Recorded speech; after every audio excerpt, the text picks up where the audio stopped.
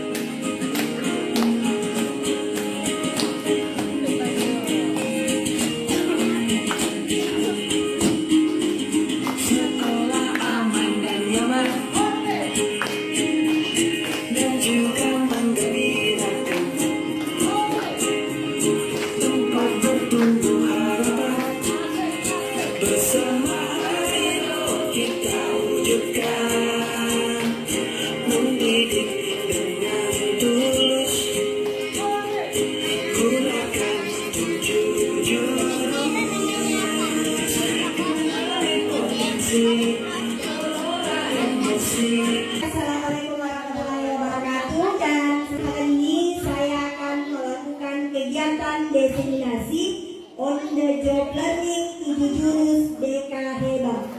Ini adalah salah satu tugas kami, tindak lanjut dari kegiatan yang sudah pernah kami ikuti di Makassar, yaitu mengimbaskan 7 jurus BK hebat kepada teman-teman wali kelas dan teman-teman di wali. Terus yang pertama yaitu ada kenali potensi, yang mana sebelum kami diseminasi kepada teman-teman sekalian, kami sudah mengimplementasikan 2 jurus kepada siswa-siswa kita di sekolah ini.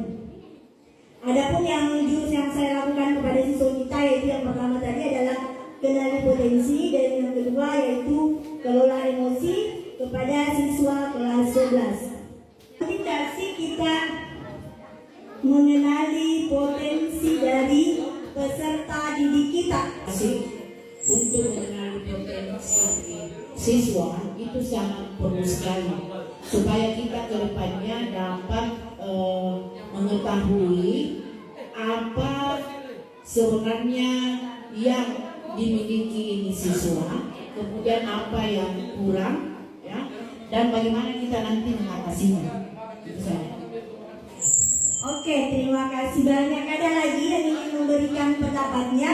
Apa sih pentingnya kita mengenali potensi dari peserta didik kita? Ya, silakan Pak. Terima kasih atas kesempatannya. Menurut pandangan saya, kita itu harus mengenali potensi peserta didik untuk mengukur sejauh mana kemampuan peserta didik. Kemudian dari situ juga kita bisa mengetahui bahwa potensinya itu berada di mana, apakah dia di bidang akademik ataupun di luar bidang akademik. Terima kasih. Mengamati teman yang ada di sampingnya.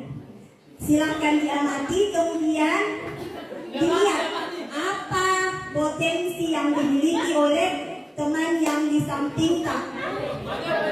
Silakan bersama-sama diamati apa potensinya. Oke, baik, terima kasih atas kesempatan yang diberikan kepada kami. Berdasarkan observasi yang telah saya lakukan, dilihat dari wajah dulu ya. Kalau dilihat dari wajah Bu Mince, dia ini orangnya tenang. Jadi kalau saya menilai bahwa kalau orang tenang itu biasanya suka seni. Jadi mungkin dari suara Bu Mince suka bernyanyi. Saya kira itu. Terima kasih. Iya, berdasarkan observasi dari dengan kita tadi dulu, ya sepertinya sih tepat ya, karena saya memang orangnya tidak gegabah, tidak cepat panik, ya, santai begitu. Nah, kemudian untuk bakat ya, memang sukanya di nyanyi gitu. Bisa dicoba? Boleh. Terima kasih sebelumnya atas pengamatan yang dilakukan oleh Pak Feki terhadap saya, dan sedikit tenang juga karena pada dasarnya saya lebih suka berpenghasilan, memikirkan apa lagi yang bisa dijadikan uang, memikirkan apa lagi ini besok yang bisa dibikin yang bisa menghasilkan uang.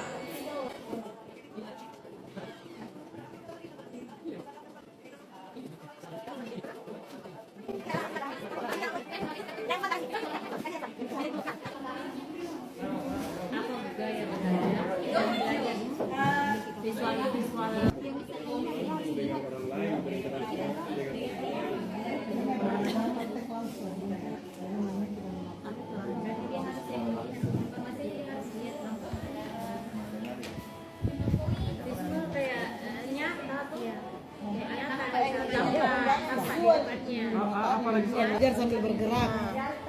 Dia belajar sambil bergerak lah. Untuk strategi itu, strategi apa? Kita belajar sambil bergerak.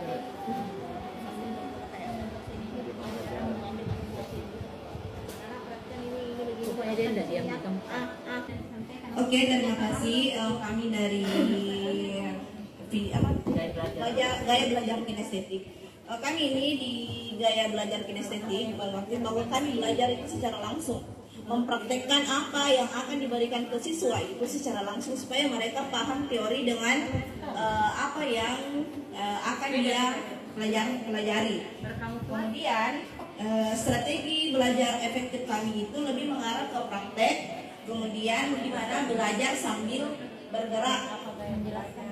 Kemudian untuk kira-kira apa yang bisa kita berikan ke siswa ketika kita melakukan pembelajaran, yaitu yang pertama kita menggunakan media interaktif, kemudian ada simulasi, khususnya kalau mata pelajaran saya kimia, biasanya saya melakukan simulasi menggunakan IPHT, ya, di mana siswa akan diberikan konsep, dia akan mempraktekkan langsung, mau dia mengurangi nomor atom, mengurangi nomor massa secara langsung. Kemudian ada diskusi aktif melalui media pembelajaran yang berbasis kasus. Kemudian ada juga yang menggunakan alat-alat peraga, khususnya kayak kita mau bereksperimen atau melakukan praktikum pada umum. Oke, terima kasih. Baik, terima kasih. Kami dari kelompok visual akan mempresentasikan dari hasil dari apa yang kami dapatkan. Visual itu adalah sesuatu yang dilihat secara nyata, sesuatu yang nampak di depan kita. Ini adalah gaya belajar yang dilakukan ketika mengajar, yaitu bagaimana memperlihatkan kepada seluruh peserta didik hal-hal yang sesuatu yang nyata yang nampak di depan mereka, sehingga dia bisa menarik sebuah kesimpulan dari hasil belajar tersebut. Kemudian strategi yang kami lakukan biasanya ketika dalam proses pembelajaran, yaitu terkadang ada siswa yang tertarik terhadap tulisan-tulisan yang berwarna-warni. Jadi ketika memperlihatkan gaya belajar dalam bentuk warna-warni itu bisa mempengaruhi minat dan ingatan siswa dalam bentuk warna, baik itu siswanya maupun pendidiknya. Kemudian selanjutnya membuat metode pembelajaran dalam bentuk video, kemudian menggunakan infografis. Infografis itu semacam grafik begitu ya. Ada gambar, kemudian ada penjelasan, kemudian ada warna setiap gambar yang dimunculkan. Kemudian membuat media pembelajaran dalam bentuk video sudah tadi. Kemudian menggunakan diagram dan juga infografis. Mungkin ini adalah salah satu bentuk gaya pembelajaran yang kami lakukan dalam visual. Dan terima kasih. Untuk gaya belajar auditori, yaitu cara belajar yang mengandalkan pendengaran sebagai indera utama untuk menerima dan memproses informasi.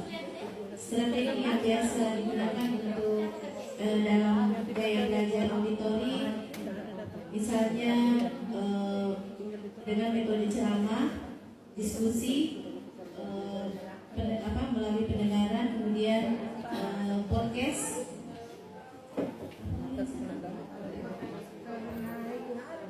Metode yang biasa dilakukan untuk agar peserta didik bisa memahami dengan gaya belajar auditori, yaitu dengan mendengarkan rekaman, menampilkan juga video dan lagu auditori. Gaya belajar itu ada 3 ya. Yang pertama tadi ada kinestetik, ada visual, dan ada auditori. Yang mana sama-sama tadi kita sudah mendengarkan bagaimana sih gaya belajar kinestetik itu, visual, dan auditori. Dan Bapak Ibu tadi sudah membuat strategi pembelajarannya ketika kita berada di dalam kelas dan menghadapi anak-anak kita yang memiliki gaya belajar yang berbeda-beda. Bapak Ibu sekalian, di dalam kelas kita akan menjumpai banyak siswa dengan berbagai macam potensi. Salah satunya ini gaya belajar. Nah, bagaimana kita sebagai seorang guru membuat media pembelajaran yang bisa misalnya di dalam kelas kan ada kinestetik, ada visual, dan ada auditori. Nah, bagaimana kita memberikan pembelajaran kepada peserta didik kita yang mana mereka memiliki macam-macam gaya belajar.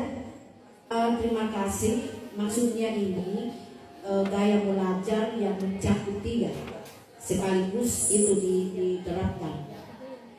Yang pertama itu kalau saya di sejarah itu memakai auditori, ya. Auditori ini bagi materi kami memang pas. Biasanya saya pakai metode ceramah bervariasi. Artinya di situ saya sambil menjelaskan dan sambil juga menanyakan langsung kepada siswa yang duduk di kursinya. Jadi itu namanya bervariasi, tapi masuk juga kinestetik, ya, sudah masuk kinestetik. Kemudian sebelum saya menjelaskan atau berceramah, saya menayangkan dulu visual, ya. Jadi saya menayangkan visual, saya ceramah sambil berinteraksi dengan gaya diskusi di tempat. Jadi sudah mencakup semuanya. Terima kasih. Nantinya Bapak Ibu sebagai guru wali atau wali kelas dapat mengarahkan anak-anak kita misalnya yang punya gaya belajar visual. Kita bisa membuat tadi seperti PPT yang berwarna-warni. Kemudian untuk yang gaya auditori mungkin bisa kita letakkan tempat duduknya ada di depan karena dia suka mendengar. Yang sampai gurunya menjelaskan suaranya tidak kedengaran, akhirnya dia tidak mampu mengikuti pembelajaran kita. Kemudian untuk kinestetik, bagaimana kita bisa ketika kita memberikan materi kepada anak-anak kita juga bisa membuat sebuah proyek atau bagaimana mereka bisa praktek langsung dari apa tadi materi tadi yang sudah kita berikan. Oke Bapak Ibu, terima kasih banyak Bapak Ibu atas kesempatan yang diberikan